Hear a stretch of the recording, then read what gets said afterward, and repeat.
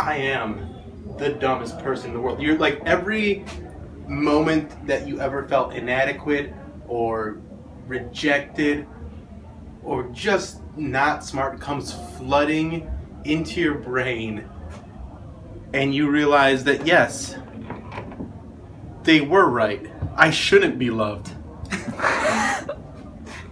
Wow, that's got a real sad ending. Yeah.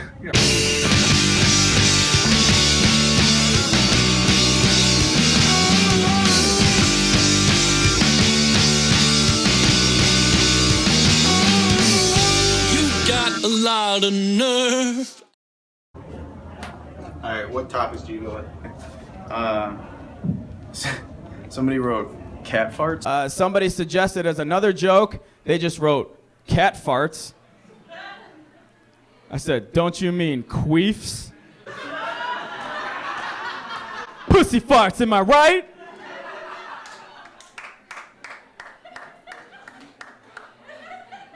But we're obviously all more aggravated by someone that gets in front of you on the highway and drives slow, because what's their secret? Why don't they have anywhere to be?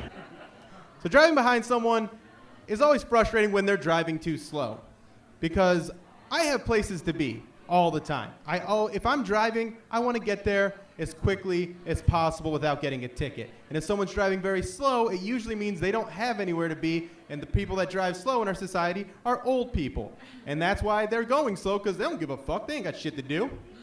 So they'll just drive slow to aggravate us and just teach us a lesson about being patient and not letting life pass you by, because, you know, they're just like, phew. I know you're trying to get around me, but I feel bad for you, son. I got 99 years, but a problem ain't one. Boo. Like, Walmart self-checkout line across your dick. Oh. Oh. Oh, what does Santa want for Christmas? He already got it. I think that mall Santas are like the weirdest thing, because they're like, anybody can be a mall Santa. Brian Kenny, the person that was just up here, was just a mall Santa on Saturday. About 2 hours later, we did more mushrooms because they started to wear off. He got $100 to be a mall Santa.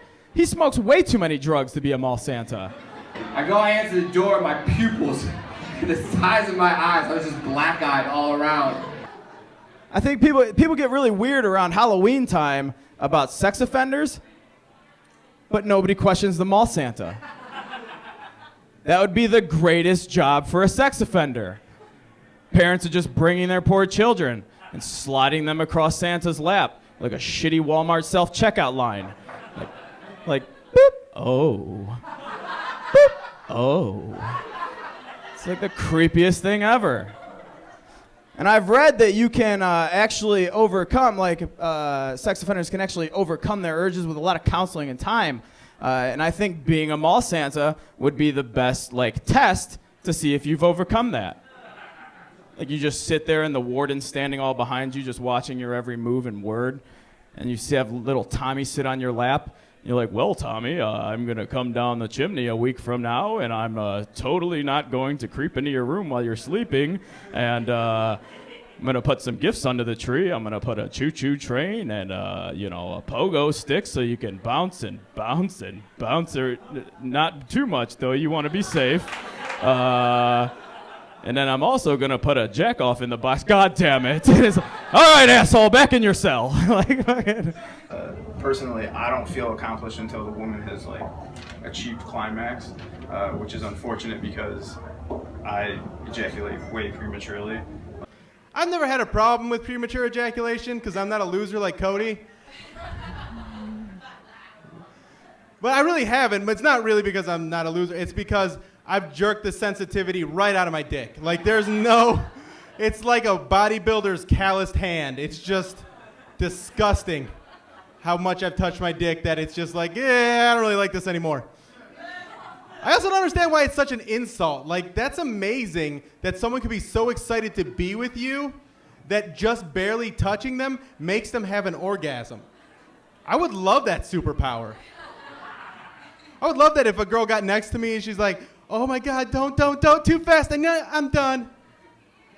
Yay! Pretty popular movie. Obviously, it's everywhere. There's so much fucking Star Wars stuff that is so unnecessary. Like, There's a new Star Wars movie coming out. It's called Star Wars: The Force Awakens because the Force was so sweepy. It needed a nap, right? And now it's awake, and you're like, I could have used a few more minutes, but what are you gonna do? And I don't even know if you guys know that this movie's coming out because they haven't done any advertising for it at all.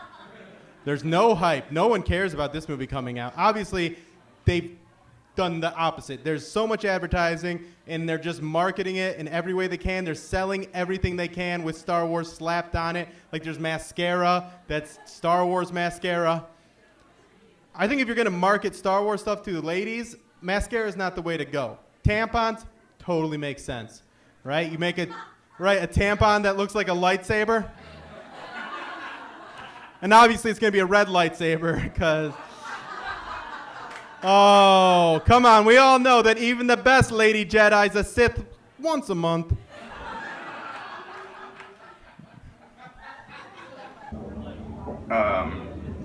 Just replacing words in dialogue with the word Trump and having different definitions for it. So I was like... So Donald Trump is seemingly untouchable at this time. The man can say whatever he wants, and he just soars in the polls. But I think the best way to defeat an egomaniac like that is you just keep feeding their ego until their head gets bigger and bigger, and then they do something so stupid that it just destroys their whole chance of being president. My plan is that we start convincing minorities to start using the word Trump in their everyday lingo. For example, Muslims will start fasting during the month of Trumpadon. Mexicans will start trumping the border. And then I want black people to start using the word Trumpa. Like, hey, what's up, my Trumpa? Me and some of the Trumpas are going back to the crib later. And then Donald Trump is going to get so excited, he's going to have an all-black campaign rally.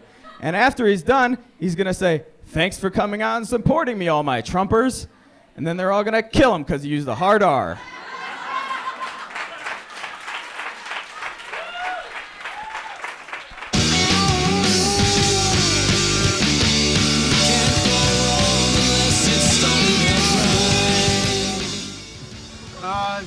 It was all right. It's not the best week that I've had, but there was a couple that hit the way I wanted them to. It was good. The fucked up thing was I talked to Logan Rishaw downstairs and I told him like the Donald Trump joke.